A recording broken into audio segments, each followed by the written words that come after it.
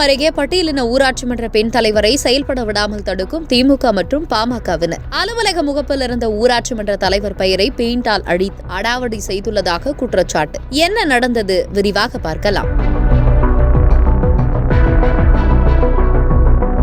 அதிமுக தஞ்சை கிழக்கு மாவட்ட மகளிரணி செயலாளரான மலர்கொடி சீனிவாசன் கும்பகோணம் ஊராட்சி ஒன்றியத்திற்கு உட்பட்ட கடிச்சம்பாடி ஊராட்சி மன்ற தலைவராக உள்ளார். பட்டியலின சமுதாயத்தை சேர்ந்த இவர் பதவியேற்ற நாளில் இருந்து பாமகவினரும் திமுகவினரும் தொடர்ந்து தொல்லை கொடுத்து வருவதாக குற்றச்சாட்டு எழுந்துள்ளது. பாமகவை சேர்ந்த ஊராட்சி மன்ற துணைத் தலைவர் சிவபாலன் மற்றும் திமுகவை சேர்ந்த முன்னாள் ஊராட்சி மன்ற தலைவர் செல்வகுமார் ஆகியோர் மலர்கொடியை பணி செய்ய விடாமல் முடக்குவதாக கூறப்படுகிறது. கடந்த ஆண்டு அக்டோபர் மாதம் கடிச்சம்பாடியில் புதிய ஊராட்சி மன்ற அலுவலகம் திறக்கப்பட்ட நிலையில் அதன் முகப்பில் ஊராட்சி மன்ற தலைவர் மலர்கொடியின் பெயர் எழுதப்பட்டிருந்தது. அதனை சிவபாலன் மற்றும் செல்வகுமாரின் தூண்டுதலின் பேரில் சிலர் பெயிண்டால் அழித்ததாக கூறப்படுகிறது. இதையடுத்து சுவாமிமலை காவல் நிலையத்தில் மலர்கொடி புகார் அளித்த நிலையில் போலீசார் விசாரித்து வருகின்றனர்.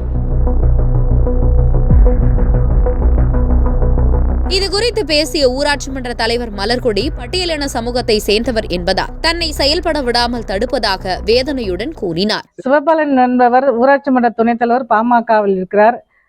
செல்வகுமார் என்பவர் முன்னாள் ஊராட்சி மன்ற தலைவர் திமுக.